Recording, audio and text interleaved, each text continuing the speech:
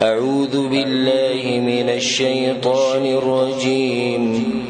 بسم الله الرحمن الرحيم. إن الدين عند الله الإسلام. يقينا غدن چه قبول کړی شوی دی په نزد الله اسلام دی. د اسلام نه علاوه هیڅ دین قابل قبول نه دی او د اسلام د هر پیغمبر دین دی. څومره پیغمبران چې راغلي دي هغه اسلام ته دعوت ورکړي. بنیاد یو د توحید او عقیده. په بعض مسایلو کې اختلافات شته خو نور بنیادی مسله د ټولو پیغمبرانو سره ده هغه یو ده. ذکر رسول الله صلی الله علیه وسلم سوی وي منګه پیغمبران میرنی رونه یو، یعنی زمونږ پلار یو دی میندیم جدا دي. مطلب دا دی چې زمونږ بنیادی مسله هغه یو ده، عقیدی مسله، او بیا چې کوم مسائل لی احکام دي هغه کې فرق شته. نو یو قابل قبول دین د الله په دربار کې او د الله په در کې هغه اسلام دی. او تاسو شکر وباسئ چې الله سبحانه تعالی تاسو له توفیق درکړی دی او تاسو په دغه دین کې پیدا کړی یې. الله سبحانه تعالی په دې دین باندې موږ مضبوط ساتي همیشه. ولله چته زمونږ د نعمت نه اخلي، او چې کله انسان د دې نعمت بې قدري وکړي نو بیا الله سبحانه تعالی د نعمت اخلي. کوشش کوي چې د دین زکه په دې باندې عمل وکړي. وما اختلف الذين اوتوا الكتاب. او اختلاف نه دی کړی هغه کسانو چې ورکړی شوی دی ورته کتاب الا من بعد ما جاءهم العلم، مگر وروسته د دینه چې راغله هغوی ته پوهه.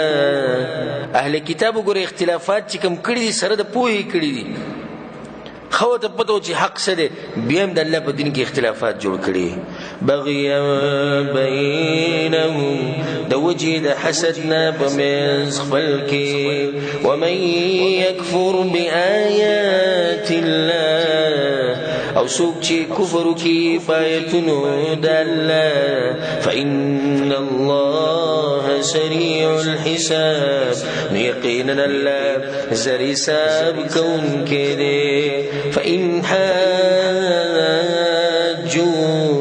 نو کچرته جګړه کوي دوی تا سره پیغمبره، فقل نو تورته ووایه اسلمت وجهي لله ومن اتبعني، چې ما تابع کړی دی مخ خپل الله ته او هغه چا چې تابعداري کړې ده زما. وقل للذین اوتوا الکتاب والأمین، او تو وایه کسانو ته چې ورکړی شوی دی ورته کتاب او امیانو ته. امیان کم خلق دي چې هغوی ته آسماني کتاب نه دی ورکړی شوی. اسلمتم، آیا تاسو تابع کیږئ؟ فإن اسلموا، نو که چرته دوی د دین تابع شو، فقد اهتدوا، نو یقینا دوی هدایت وموندو. وإن تولوا فإنما عليك البلاغ، او که چرته دوی مخ واړو نو یقینا پتا باندې صرف رسول د خبرې دی. دا د پیغمبر صلی الله علیه وسلم ذمہواری خبر رسول. دا خبره د خلکو زړونو ته کوزول او چې هغوی پې عمل وکړي دا به د الله سبحانه تعالی کار دی. او د دوی نه دا تپوس کول چې ولې دا خبره نه منئ، ولې تاسو ضد کوئ، دا ټول کار د چا دی؟ د الله سبحانه تعالی کار دی. خو دین بیانول دا د پیغمبر صلی الله علیه وسلم کار دی. والله بصير بالعباد، او یقینا الله لیدونکی د بندگانو دی. ان الذين يكفرون بآيات الله، یقینا کسان چې کفر کوي بآیاتونو د الله. ويقتلون النبيين بغیر حق، او وجني پیغمبران پناه حقا.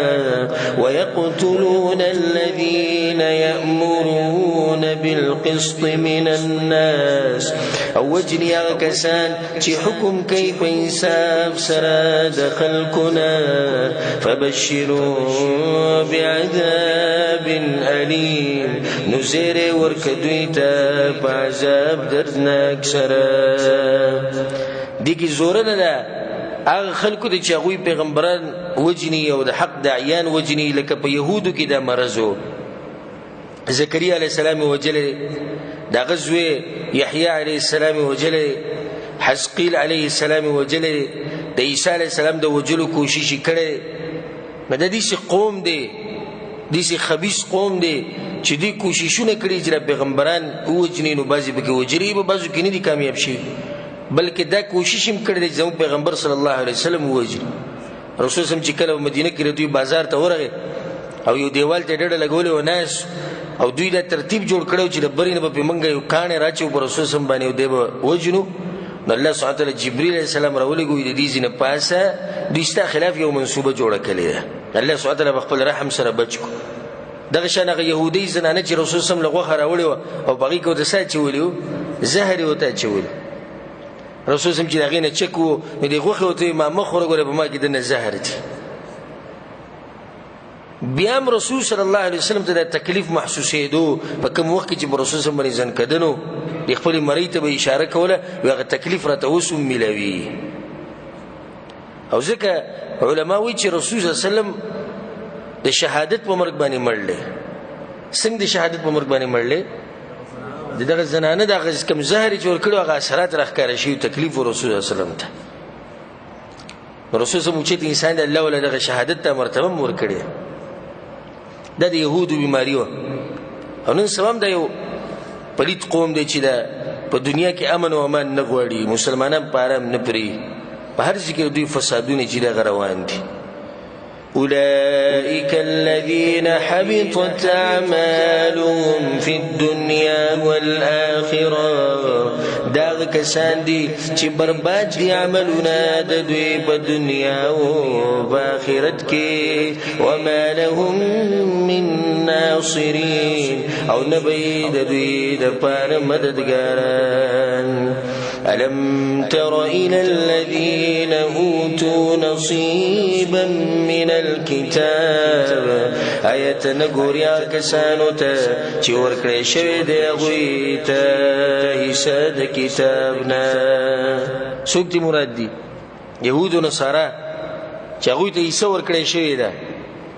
يدعون إلى كتاب الله، رابللی کیږي دوی د الله کتاب ته، لیحکم بینهم، دې دپاره چې فیصله وکړي په منځ د دوی کې. ثم يتولى فريق منهم، بیا اوړي یوه ډله د دوی نه، وهم معرضون، او دوی مخړونکي دي. دا دوی عادت دی، دا دوی مرض دی چې همیشه مخړی د حق نه. رټنه د هغه خلکو ته چې هغوی له دعوت ورکړی شي چې راځه په قرآن او حدیث باندې به فیصله وکړو، او دی وایي نه. نو زموږ دپاره به کوم درس دی چې کله ستاسو مسله راشي نو رجوع څه ته کوه؟ قرآن او حدیث ته کوه، خپلې فیصلې په قرآن او حدیث باندې کوه. ښه څه وجه ده چې دا خلک د الله د کتاب نه مخ واړي او دغه فیصلو ته غاړه نه ږدي؟ ذلک بانهم قالوا، دا په دې وجه چې دوی ویلي لن تمسنا النار الا ایاما معدودات، هیڅ چرې به نه رارسي موږ ته اور مګر یو څو ورځې شمارلی شوي. وغرهم فی دینهم ما کانوا یفترون، او دوکه کړي دي دوی په دین د دوی کې هغه خبرو چې دوی به د ځان نه جوړولې. یعنی دوی ځان ته خبره سره کړې ده جنت ته چا دی؟ وایي زمونږ دی. نو چې جنت زمونږ دی نو بیا څه ضرورت دی چې مونږ د الله کتاب ته رجوع کوو، د پیغمبر ته رجوع کوو؟ خبره ځان ته اسانه کړه که. او دا آیت مونږ سره په سورة البقره کې تیر شوی چې دوی وایي چې مونږ په جهنم کې څو ورځې یو؟ 40 ورځې. د هغې نه بعد به الله مونږ راوباسي، بیا به جنت ته ځو. نو جنت وایي زمونږ دی. الله وایي دې خبرو دوی دوکه کړي دي. او نن سبا د ډیر مسلمانان د مولیانو دوکه کړي دي په دې خبرو چې تاسو په حق یې، او ستاسو نه علاوه چې څومره دي دا ټول به باطل دي. بس په دې خبرو ډډه لګولې ده. که ته د زر پیرې قرآن او حدیث بیانې، خو د زړه ته نه کوزېږي. ولې نه کوزېږي؟ ځکه چې دې خبرو دوکه کړي دي. هلته چې ړقې مولیانو ته دا خبره کوي چې تاسو ګوره په حق یې، په ټول دنیا کې تاسو غالب یې، تاسو دا مذهب صحیح دی، تاسو دا طریقه صحیح ده، په دې خبرو دوکه کړی. فكيف إذا جمعناهم ليوم لا ريب فيه، نو څنګه به حال د دوی کله چې راجم کو منګ دوی د ورځې ته چې هیڅ شک نشته باغې کې. په هغه ورځ به دوی شک چې دنیا کې خو دوی په دې خبرو ډډه لګولې دي چې جنت زمونږ دی او موږ به جهنم ته نه ځو، دې خبرو دوکه کړي، خو په آخرت کې به دوی شک. ووفيت كل نفس ما كسبت، او پورا به ورکړي شي هر نفس ته بدله د عمل چې هغه کړی دی. وهم لا يظلمون، او په دوی باندې به ظلم نه کیږي. اوس دې نه بعد الله په مشرکانو، په يهودو، په نصارو باندې برت کوي، د الله عظمت په بیانې چې الله کې دا صفات دي، الله کې دا صفات دي، نو بندگی د پکار ده. بل په مشرکانو باندې رد دي، هغه به دي چې دا وحي مونږ ته ولې نه نازلې ده چې په دې غریب سړي باندې رااله. يهودو به وي د نبوت خو په يهودو پورې خاص، نو څنګه په عرب او امیانو کې دا راغی. نصاراو به وي زمونږ عیسی علی السلام غوره دی، نو دا څنګه کېدی شي چې داغه نه وروسته بل چاته وحي میلاو شو. الله وته دې خبره وضاحت وکړي چې دا ستاسو کار نه دی چې بچا پر نبوت خاص کوي او د چا نه لري کوي، دا ټول سره الله په لاس کې. قل اللهم مالك الملك، توایا اے الله اختیار مند بچای، تؤتي الملك من تشاء، ورکیت بچای چاته چې وغواړي، وتنزع الملك ممن تشاء، او اخلی بچای تداغ چانا چې تو وغواړي. دا د يهودو کار خو نه دی چې پیغمبر به څوک او څوک بنئ، نه د نصاراو کار دی، نه د مشرکانو کار دی، خو د الله کار دی چې چاله نبوت ورکوي چاله نه ورکوي، او د الله کار دی چاله باچایي ورکوي او چاله نه ورکوي، او د چا نه واخلي. وتعز من تشاء، او عزت ورکي هغه چاته چې ته وغواړې. وتذل من تشاء، او ذلت ورکي هغه چاته چې ته وغواړې. دا خبره یاد ساتئ. ګورئ عزت او ذلت چا په لاس کې؟ د الله سبحانه وتعالی په لاس کې. نه که عزت غواړي دغه سره رابطه ساتي، او که د ذلت نه بچ کېده غواړي هم به دغه سره رابطه ساتي. د عزت ګورې نه په مال جوړیږي، نه په نسب جوړیږي، نه په رنگ جوړیږي، نه په شکل جوړیږي. چې الله عزت نه ورکوي کنه، نو څوک له عزت نشي ورکولی. او چې الله یې ذلیله کړي نو څوک له عزت نشي ورکولی، او چې الله له عزت ورکړي نو څوک یې ذلیله کولی نشي. بيدك الخير، ستا په لاس کې ټول خیر دی. انك على كل شيء قدير، یقینا ته په هر شي باندې قادر یې. تولج الليل في النهار، ننباسي ته شپه په ورځ کې. وتولج النهار في الليل، او ننباسي ورځ په شپه کې. وتخرج الحي من الميت، او روباسي ته ژوندی د مړ، وتخرج الميت من الحي، او روباسي مړ د ژوندي نه. یعنی انسان دی د دنه د منی قطره روزي، نو د ژوندی دی مړ شي ته روزي، او د دې منی د قطرې نه څه پیدا شي؟ ژوندی انسان ته پیدا شي. دغه شان د دې مطلب دام دی چې د دیندار نه بی دینه پیدا کوي، او د بی دینو نه دیندار پیدا کوي. پلار دینداري ژوندی، زوی ول الله ورکی بی دینه مړی. پلار بی دینه مړی، زوی ول الله ورکی ژوندی دیندار. نو در الله کار دی چې د چا نه ژوندی پیدا کوي او د چا نه مړ پیدا کوي. وترزق من تشاء بغیر حساب، او ترزق ورکه چاته چې غواړي بغیر د حساب نه.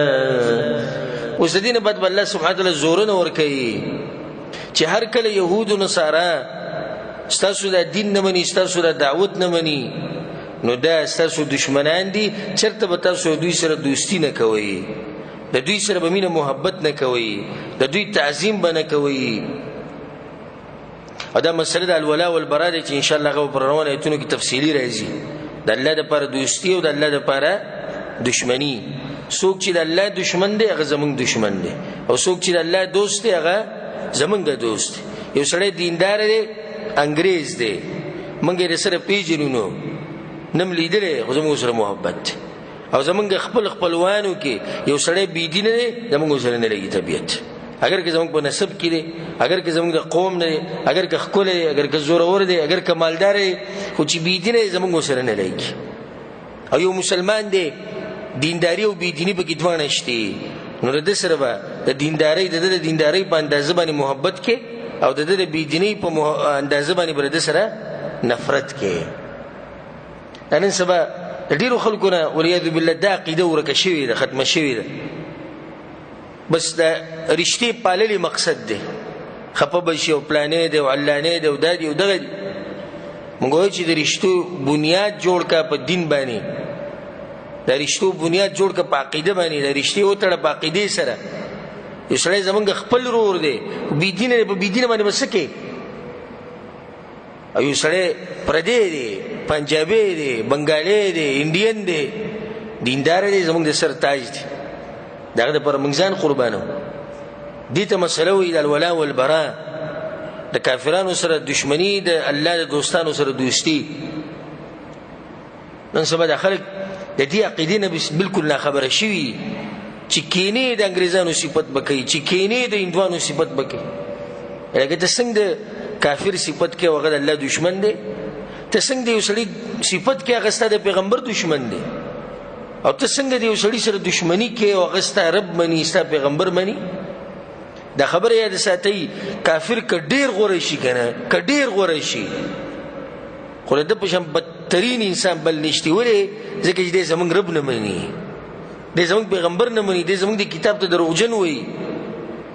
او چې مسلمان ډېر هم بد شي که نه، ډېر هم بد شي، خو زمونږ رب مني، زمونږ پیغمبر مني، زمونږ د کتاب مني، د هغه سره به محبت کوي. دا خلک د بېدینه خلک لیوني شوي دي سم په دې انګریزانو او په دې یهودو نصاراو پسې. که چېرته په لاره شین سترګې روان وي او زیړ ویښتو والا به دې به لیونی شي، او انګریز روان و، انګریز کته او انګریز بره، سب انګریز کې جنډه لګېدلی چې ته به دومره مین. چېرته په تا پسې داسې لیوني شوي دي هغوی. د هغوی په تقلید کې زمونږ ځوانانو د ځان سره څه وکړو؟ د ځان نه قمقلان او زناور جوړ کړي دي، په ویښتو کې څه کانې وکړي، دا منځ به له پرېښودی، نور به یې خریلی، یا دا نور شیډونه به له پرېښودي، منځ به له خریلی، امیلونه به یې غاړې ته اچولي، جنګي به یې اچولي. ولې؟ ځکه چې د انګریزان دا چل کوي، ځکه چې یهودو نصارا یې کوي، ځکه چې هندوان یې کوي، د انډیا فلمونو والا یې کوي. چېرته تاسو یهودو نصارا لیدلی دي، هندوان هم لیدلی دي چې هغوی مسواک استعمالوي، ځکه چې مسلمانان استعمالوي، موږ استعمالوو؟ چېرته هم لیدلي چې پنسي هغوی د ګیټو نه بره ساتي، ځکه چې موږ د مسلمانانو نه متاثره یو؟ چېرته هم لیدلي چې زموږ دا لباس استعمال کړی دی؟ نه. هغه زما او ستا د مرګ په انتظار دي، هغه به زما او ستا طریقې په ځان کې سره راولي. دا خو ما ورته وایو چې د هغه د لباس او د هغه د ناستې پاس نه متاثره کړي. دا باز به بغیر ضرورته د هغوی دا ژبه م وایي، د کافرانو ژبه زده کول جایز دي، خو بغیر د ضرورت نه د مسلمانانو په منځ کې ویل نه دي پکار. نو تاسو سره به دوه خبرې په پښتو کې کوي، نور به انګلیش وایي، بیکاز او دیټ او دا او دا قیسې به کوي. دا بل هم چې لاړ شي وایي ماشاءالله وایي تعلیم یافته و، منځ منځ کې انګلیش وایي. ما ته یو داسې انګریز وښایي چې هغه به منځ منځ کې پښتو وایي، انګلیش وایي په منځ کې دوه ټکي د پښتو وایي، انګلیش وایي په منځ کې دوه ټکي د عربۍ وایي، انګلیش وایي په منځ کې دوه ټکي د اردو وایي. چېرته ویلي؟ زما استاد سره نه لګي. غیرتیان دي، په خپله خبره باندې مضبوط ولاړ دي. دا نن سبا د کمزوري مسلمان که دا دې ورته ووایي چې پلاني ملک کې نیشنلټي میلاویږي د کافرانو په ملک کې ورځي که نه ځي، ځان وجني. دا څومره زمونږ افغانیان وروڼه چې دی په دې کشتو کې او په دې دریابونو باندې تللي دي، څه قیسې د هغوی سره شوي دي. نن سبا خو انټرنیټ ته هر سړی ویني، څه قیسې ورسره شوي دي. په لارو کې نیول شوي دي، هلته بېعزته شوي دي لکه نو بیا څه کوې چې راغلی بس یو ارمان و چې دوی دې ملک ته لاړ شم دا ارمان زه یم که دا دومره سخت دی چې ته د مکې مدینې دپاره تېره کړی وی نو الله به بخلی وی چېرې څه طریقه کوم خو د مکې ته ځان رسوم څه طریقه کوم ځان د مدینې ته رسوم د دې ملک په باره کې به وایي دې ملکونو ته مه ځئ رسول صم ویلي که ځئ صرف عمرې له ځئ او دغه له ځئ نور مه ځئ دا خلک بد دي بیا به ورته خیرې کوئ دا د ځان نه پسې حدیثونه هم جوړ کړي دا خلک بد دي بیا به درته بیا به تنګۍ تاسو ورته به خیرې کوئ نو دغه انګریزان ولې ښه خلک دي چې ته یې خواله ځې څه د دوی ملکونو ته بغیر ضرورته تله دا ناروا دي د دوی د ملکونو نیشنلټیانې اخیسته دا ناروا دي ولې ناروا دي چې کله ته د هغوی د ملک نیشنلټي والې نو بیا به په تا باندې د هغوی قانون نافظ کېږي بیا به ته ذلیله ژوند تېری هلته او موږ ته پته ده زموږ هلته ملګري دي رابطې کوي کسان رابطې کوي کوم چې هلته دعوت خوري درسونه اوري هغوی موږ ته واقعیت بیان کړي چې څنګه هلته د هغوی ژوند دی دا خو هسې دا بېدینه لګیا وي هلته دا یو هلته دغه یو هلته داسې نو په دې روان آیت کې الله سبحانه وتعالی دې خلکو ته زورونه ورکوي لا يتخذ المؤمنون الكافرين أولياء من دون المؤمنين ندي نسي مؤمنان كافران لردوستان سواد مؤمناننا مؤمنان بدوستی نکي مگر د مؤمنانو سره بکي کافرانو سره بدوستی نکي والله دې موږ د کافرانو د دوستۍ نه ساتي والله سبحانه وتعالی موږ چېرته دغه ملکونو ته نه بوځي والله سبحانه وتعالی موږ له مرګ په داسې ملک او په داسې علاقه کې راولي چې هغه د مسلمانانو وي ومن يفعل ذلك او چا چې وکړو دا کار فليس من الله في شيء نو نه به د الله د دین نه به شي کې الله ته بېزاره دی نه د الله په دین کې دا خبره شته حدیث کې د رسول الله صلی الله علیه وسلم وی څوک چې د کافرانو په منځ کې اوسېږي نه ورسره زما کار شته او نه زما سره څه کار شته دا چې کوم د بهر نه ځي سړی د هغه ملک دی دا خو دغه ملک ته مجبور دی هلته اوسېږي که دین نشي بیانولی او په دین عمل نشي کولی نو په ده باندې بیا هجرت لازم دی خو دا کوم چې د بهر نه روان دي بغیر ضرورت یو خو ضرورت یو سړی بیمار دی علاج په بل ملک کې نه کېږي یو سړی داسې سبق زده کول غواړي چې هغه په مسلمانانو ملکونو کې دغه سبق نشته یو سړی دعوت دپاره ځي دین بیانوي یو سړی تجارت دپاره ځي بیا راځي مزدوری کوي هلته سامان اخلي بیا خرڅوي دغه کار دی سامان وړي راوړي دا هېڅ خبره نه ضرورت او دې نه علاوه هلته د پخو اوسېدو دپاره او هلته د چکرو دپاره تله دا ناروا یي دې خبره باندې ګوره ځان پوه کړي دا بېدینه خلکو سره چې کښېني پلانی وي خوش قسمته دی ولې وایي زوی په انګلینډ کې دی وایي او دا پلانی الله وی په عذاب کې اخته کړی دی سعودي عرب ته تللی مکې مدینې ته چې راشي د بېدینو ته عذاب کې اخته شي که نور هېڅ نشتي د توحید په ځمکه باندې دی که نور هېڅ نشتي مسلمانانو په ملک کې دی که نور هېڅ نشتي خپل مونځ په آرام کوي د الله بندګي خو کوي که نه نه په هغه ملک کې خو به ډالر وګټې خو حیا او ایمان او غیرت او د هر څه به خرڅ کړي هر څه به خرڅ کړي یو ملګري خبره کوله وي زمونږ ملګری په فرانس کې نو هغه پوخانه وي چې دلته تللی ډېر غټ ارمان وي بیا هلته بچي پیدا شو نو بیا چې دې ورځ دې کور ته راغلی دی نو چې کتلي دغه لوري د ځان سره یو یار راوستی دی انګریز او په کمره کې ورسره دی نو ده خو وایي چې زه به ووایم زه به وغربوم یو پلار یې خبره به ومني جنۍ والي ده ټکولې ده غاله کې والی هغوی پولیسو ته ټلیفون کړی پولیس چې راغلی تپوس یې کړی جنۍ عمر څومره وي 15 کال نه بری هلک عمر څومره 15 کال نه بری سړي ته ګوته خوځولې وي که د نن نه بعد د دوی ته څه ووایي نو جیل ته دې بوځو دې چل د سره کوي چا سره کړی نه ستا څه کار دی هلک او جنۍ راضي دي 15 کال نه د هغوی عمرونه زیات دي ته اوس د دوی په منځ کې دیوال جوړېږي وایي د هغه لور او د هغې دغه یار په مخ کې ولې د پلار بېعزته کړو او یاد کړی ورته واچولې نو بیا دغه لور په زړه کې دومره رحم و چې بیا یې ماپیانې وغوښتې وي ځه پولیسانو ته وایي پرېږدئ زه کې زما پلار دی دې پورې لی مه بوځي خو که بیا یې څه وکړو زه به تاسو بیا ټلیفون وکړم بس بیا به د هغه په مخ کې د ځوان شیر دننه تو بهر ته به راوتو ټلیفونونه به یې کول او ده به د غوسې نه ډک ناست ده په دغه ټیم کې دا ویل غوښتو چې ستا غټ ارمان وکړه چې دلته لاړ شي تغذی کې به حیا خرڅې ایمان به خرڅې غیرت به خرڅې هله به هلته ژوند تېرې صحیح د ډالرې به وګټې او خلکو ته به وایې چې زه به پلاني ملک کې پلاني کې انګلیش به وایې او کوټ به دې اچولی او ټایي به دې اچولي دغه فایده ده نور هر څه به دنه لاړ شي هر څه به دنه ختم شي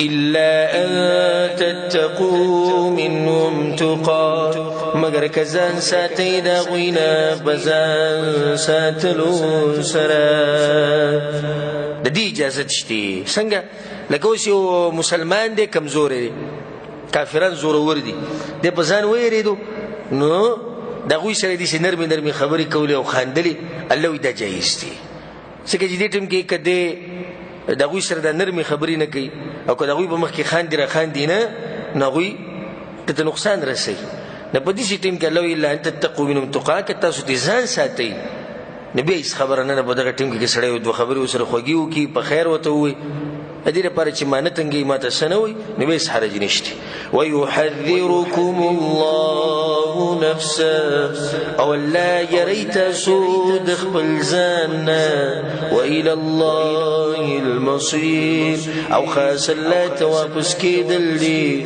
قل ان تخفوا ما في صدوركم توایا کتاسو پټوي سشي چې بسینو تاسو کې دي او تبدو یا اخکار کوي يعلم الله پويږي باغي باندې الله ويعلم ما في السماوات وما في الارض او پويږي باغس چې بسمانونو کې دي او باغس چې بزمکه کې دي والله على كل شيء قدير او الله بارش باندې قادر دی چې سدي ستا پزړه کې د الله ته معلوم دي نو ظاهري عمل خو ته معلوم دي که پزړه کې دي د مؤمنانو سره محبت ته نو الله ته معلوم دي او که پزړه کې دي د کافرانو سره محبت ته نه د الله ته معلوم دي د یار سره حساب کی په کوم ورځ به حساب کیږي یوم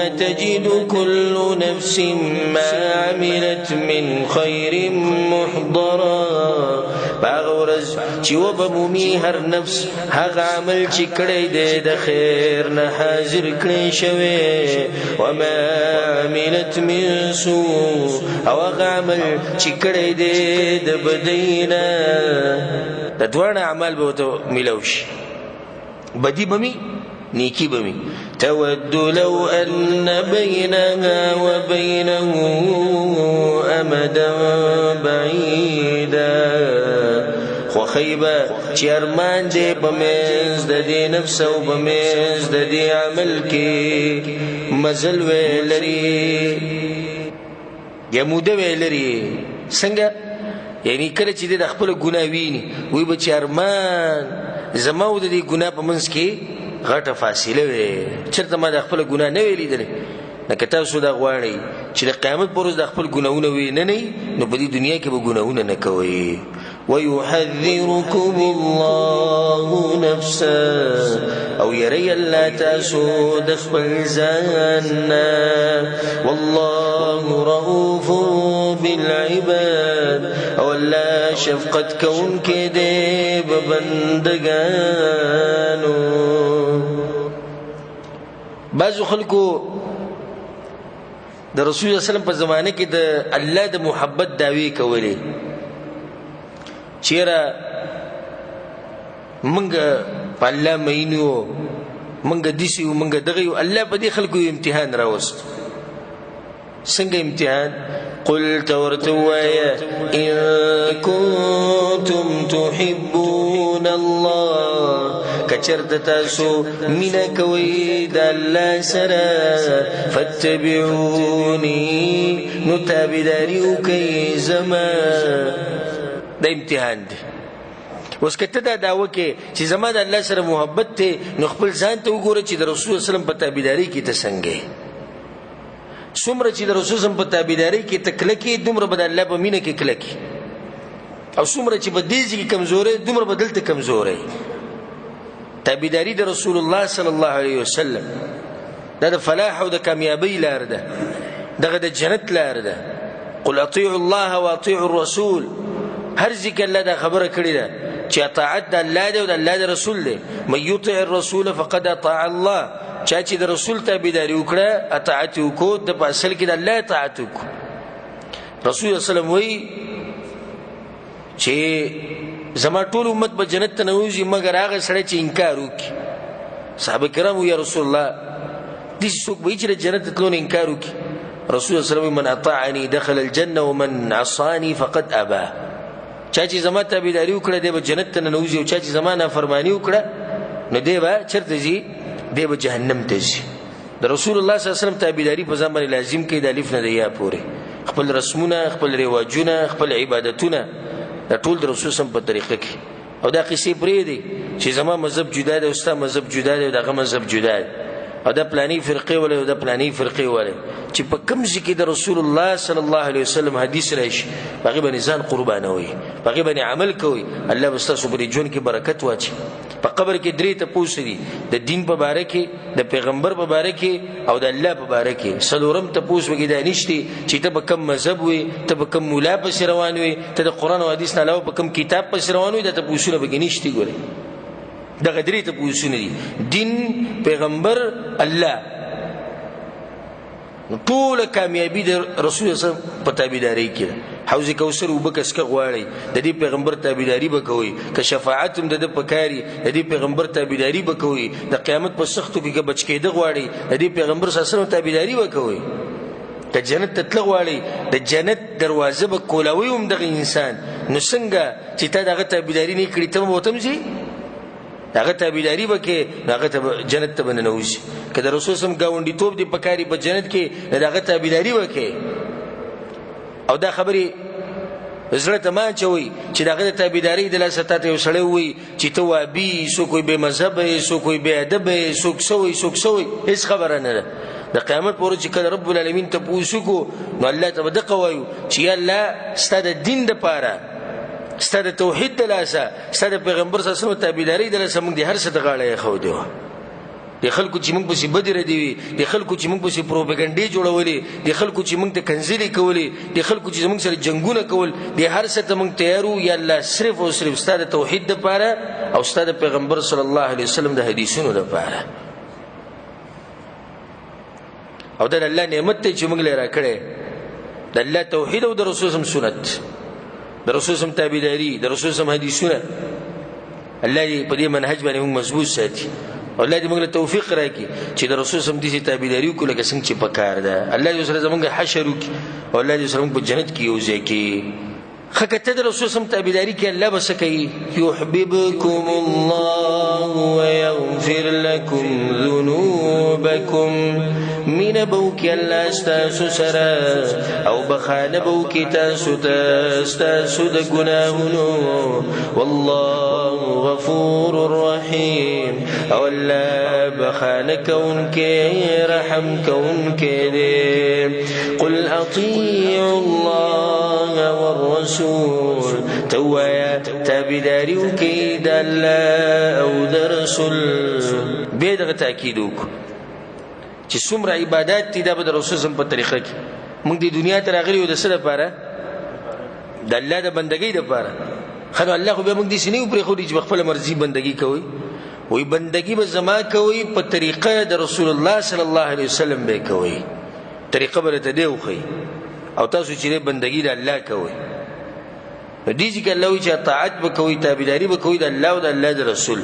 فإن تولوا نكچرت دوی مخواړو فإن الله لا يحب الكافرين يقينا الله من نكيد كافران سرا. دین بعد الله سبحانه وتعالى واقعات وروړي او د یسوع ایت دې مخ کې دا پورکو قصې واقعات دا بل وروړي. نو بدی کې رد په شرک باندې بدی کې بردي په عیسایانو باندې ځکه الله دا خبرې وروړي إن الله اصطفى آدم يقينا الله غركد آدم ونوحا أو نوح عليه السلام وآل إبراهيم أو أولاد إبراهيم وآل عمران على العالمين أو أولاد عمران بمخلوقاته. ګور الله ګور دا خبر لري نه راونی وخا تاریخ لري نه راونی څوک به یاد کو آدم علیه السلام نه شروع کړه. الله وی ما نور پیغمبران تم غورواله ورکړه دا خلک. مطلب د دې دا شو د قران کې ګورې جوړي خبري مطلب دا شو چې دې ټول له ما غورواله ورکړو نو آیا چې زسو غوره کوم نو تاسو به دغه بندگی شروع کوئ تاسو به دغه عبادت کوئ. دویمه ده چې تاسو عیسی علیه السلام بندگی کوئ چې دا غوره انسانو د بغیر د پلار نه پیدا و نو دې خو آدم علیه السلام وو. آدم علیه السلام خو بغیر د مور او پلار نه پیدا دی نو بیا خو دغه بندگی شروع کوي چې د کوي بیا به دغه هم کوي رد پاغو باندې چې دا خو نیکان خلکو دا صحیح خبره ده. خو دې خو دا مطلب نه دی چې الله یو سړی له مقام ورکی عزت ولا ورکی نبوت ولا ورکی وحی وته کیږي دغه بندگی شروع کوي. خصوصا بګي بیا الله واقعا د عمران د خزر وړي ده چې دا مور د چا ده مور د مریم ده ولې ځکه چې خبره به د عیسی علی السلام غالبا چلیږي د مخکې الله تاریخ د پوخان راوغستو پوخانی زمانه الله سوي ذريه بعضها من بعض اولاد بازي د دوی د بازونه دي الله ټول دیو بل نه. الله اکبر نیکان خلق دي سي څنګه پلاری د شانې بچي بیا نوسی او بیا سلسله دي سره وای. الله دا نیکان خلق ټول دیو بل نه نو که تاسو دا غواړئ چې تاسو په کور کې دي نیکان خلک نه په خپل په ځان کې دا اوچت صفات راولي تاسو بچو کې الله دغه صفات واچي بیا به دغه بچو کې الله دغه صفات واچي او دا به دي یو سلسله روانه شي. والله سميع عليم او لا اريد كيف ودي اذ قالت امراه عمران كرجوي خزيد عمران. دا عمران چې د نیک سړیو نیک انسانو او مشر سړیو په خپل علاقه کې په خپل قوم کې ډېر نیک انسان د بیبي چې دا او د غینو محنو کله چې د دې خاون وفات شو نو په بنی اسرائیل کې دي چې څوک نو چې د بیت المقدس خدمت کړي دي چې الګ پکې نو د دې په خېټه باندې بچو تی دا وی چې الله زما په خېټه کې چې سدي د مستر دین د پر وقف کړي. اذ قالت امراه عمران كلجوي خزيد عمران رب اني نذرت لك ما في بطني محررا اے رب زما من اختکړې د ما استاد پر دغه بچي چې په خېټه زما کې دې محررا آزاد کړې شوی د دنیا نه آزاد کړې شوی د سنه دنیا په زنه غواړم. فتقبل مني نقبلك زمانا انك انت السميع العليم یقینا تريدك پوي.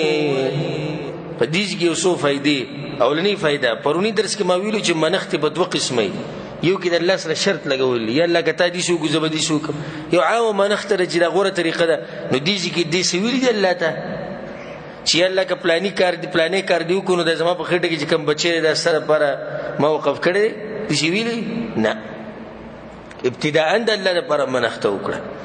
دویمه خبره بچي چې خلک د الله دین لپاره وقف کوي کړي دي سي وقف کوي په خېټه کې دی وی وقف شوی خمنګ شي جل کو او په معاشره کې چې لوی شي چاړای کونی لیونی په د دین کار کوي او چې کوم خياري دماغ تیزی دی به انګلند کې سبق وي دی به امریکا کې سبق وي به دعاګانې کوي وي چې الله قبول کړي اما ته خو چې څوک دي چې خبره وکړي نو زه دغه جواب ورکوم ته قبول که کور ته ویسل دی راوستی غم دې ځان ته خلاصین وي بس دا موږ وقف کړي دي جی الله ته وایي چې قبول کړي ته ځان ته قبول کړه ځان د پاره نه قبلې او د الله د پاره درو خپل بچی دې ته ځان ته نه قبلې او د الله د پاره وقف کړي درېمه فائدہ د دې مریم علیه السلام د دې مور د دیندارۍ ته وګورئ چې د بیت المقدس د خدمت لپاره او د دین د خدمت لپاره خپل بچي وقف کو وی یا الله د دنیا نه آزاد کړی دی ګوره دنیا به نه غواړم نو کله چې تاسو د بچو سوچ کوئ او بچي غواړي د الله نه نو د نیت پکې ساتي چې الله د اولاد دې لپاره غواړو چې ستاسو د دین خدمت وکړي او زموږ آخرت په خسته شي دا رزق خو الله ورکوي هغه چاله ورکوي چې چا بچي نشته او هغه چاله ورکوي چې بچي شته او دې ډېر خلک دي چې زامن لس زامن او یو لس زامن او 15 زامن ګرځي او نوړي ډوډۍ هغه ته نه ملایوي او دې خلک شته چې یو بچي نشته هغه او یا کالو اتیا کالو د خخ کو د رزق خوري رزق د الله په لاس کې فلما وضعت نو هر کله چې وزيګولاغه قالت رب إني وضعتها أنثى وی رب زما ما خوزي اولاد جنۍ قالو دا جنۍ پیدا شو دی خو دا بالک اسه پیدا شو جنۍ والله اعلم بما وضعت او الله خپو دې باغي چاغي وزي اولاد الله ما ته پتو چې دا جنۍ وليس الذكر كالأنثى او ندې نارینا پشان د جنۍ ندې نارینا چې دی غختله او پشان د جنۍ چې هغه ته ور کړې شو په دې کې به دا مسله شو دا مسله مد ودري پیری بیان کړه چې الک د جنۍ نسل غوره دی خو چې دی به الکی د بیت المقدس خدمت بکې د دین خدمت بکې دین به بیانې خلکو خواله به زیرازي نو دا کارونه جنې خو نشي کولای کنه نه الله وی الک دي سي نو لکه کوم جنې چې دې ته ملاو شو کوم الک چې دې غوښتو هغه بل شان خو ور کړی شو دې ته جنې وإني سميتها مريم او یقینا ما نم يخود دې د پاره مریم د مریم مطلب دې د رب خادمه د الله خادمه یعنی د الله خدمت کوونکی هغه دین خدمت کوونکی ځکه ولدا نوم کېخو دلته یو فائدہ ته ذکر کوم چې حدیثونه کې خدای راغلي چې ماشوم د پاره به نوم چګدي په ومه ورځ بګدي خو په کوم ورځ چې پیدا شي نو په دغه وخت کې انسان نوم يهودي شي او بایبل یو دلیل لري چې کله د رسول صلی الله علیه وسلم شو ابراهیم نو سحر له دوی ملګرو ته چې مال الله زوی را کړی او مول نوم کې خو د خپل پلار په نوم ابراهیم دول رسول الله په شپه په نوم یې خو ده دا مسله ساتي چې په دغه شپه په دغه وخت نوم یې خو ده دم جایز دي واني اعيذها بك وذريتها او یقینا زپنای غواړم دلره پتا سره او د دې بچو لره من الشیطان الرجیم د شیطان رټلی شوینا یعنی چې الله تر دې می پازتو کې د بچو می پازتو کې دای نه کان مور پلار بل فائدہ پدې کې چې خپل نوم ولکې خو معنی ته وکړو چې د مریم مطلب دی د الله بندگی کوونکی او زموږ د نمونه خو الحمدلله وس خشي دي خلک پوښي دي د مشرانو د نمونه ته وګوره سړی ویلې نشي کله کله دومره ګرانی او کله معنی غلطي نو خپل نمونه خپل بچو لګ دي چې د نوم په انسان باندې اثر کوي د سر چې زموږ د درس اختتام ته ورسېدو او شپږ درشم نمبر آیت باندې به درس ودرو ان شاء الله سبب ده و درشم نمبر آیت نه شروع کو او د مریم علیه السلام او د زکریا علیه السلام د واقعې به سبا بیا پوره کو الله سبحانه تعالی دې موږ په قران او حدیث باندې پوه کی او الله سبحانه تعالی دې موږ له توفیق راکړي په قران او حدیث باندې عمل کولو هذا وبالله التوفيق وصلى الله وسلم على نبينا محمد وعلى آله وصحبه اجمعين